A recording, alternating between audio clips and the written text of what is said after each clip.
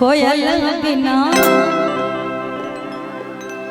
अरे कोयल बिना बगिया ना सोहे राजा, कोयल बिना बगिया ना सोहे राजा, कोयल बिना बगिया ना सोहे राजा, कोयल बिना बगिया ना सोहे राजा, कोयल बिना बगिया ना सोहे राजा, कोयल बिना बगिया ना सोहे राजा, कोयल बिना बगिया ना सोहे राजा। भैया लेके चलिए ना, चलते रहो। घूंघट की याद से दिल भर का दीदार अधूरा रहता है, जब तक ना पड़े आशिक की नजर, जब तक ना पड़े आशिक की नजर, सिंगार अधूरा रहता है।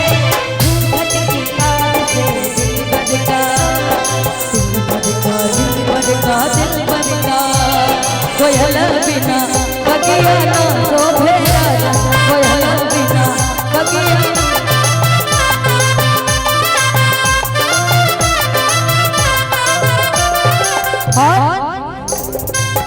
भाई भतीजा बिना नहीं होगा ना सोहे, भाई भतीजा बिना नहीं होगा ना सोहे, भाई भतीजा बिना, भाई भतीजा बिना नहीं होगा ना सोहे। और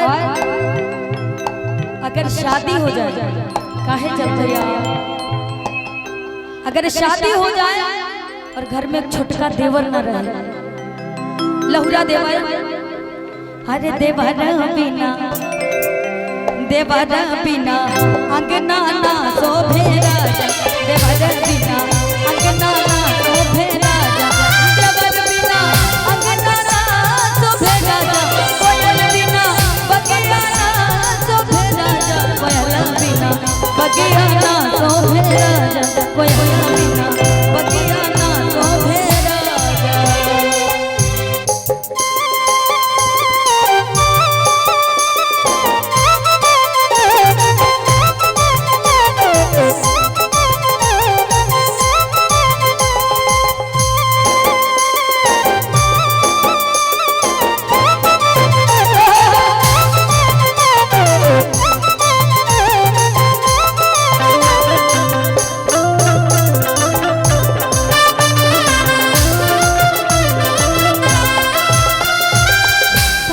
ससुर बिना ससुर न शोभे,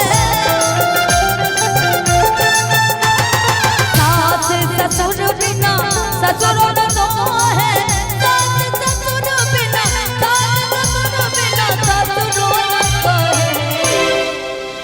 अरे सैया हो बिना, राजा हो बिना, सैया हो बिना सजिया ना शोभे राजा, सैया हो बिना सजिया ना शोभे राजा, सैया हो बिना सजिया ना शोभे राजा, पलंग बिना सजिया ना शोभे राजा, कोयल बिना बगिया ना शोभे राजा, कोयल बिना बगिया ना शोभे राजा। और लास्ट लाइन बड़ी खूबसूरत है, यहाँ पे हमारे माता बहन लोग बैठी हैं, वो समझ लेंगे क्या। लाल से नूर बिना मंगियो न सोहे,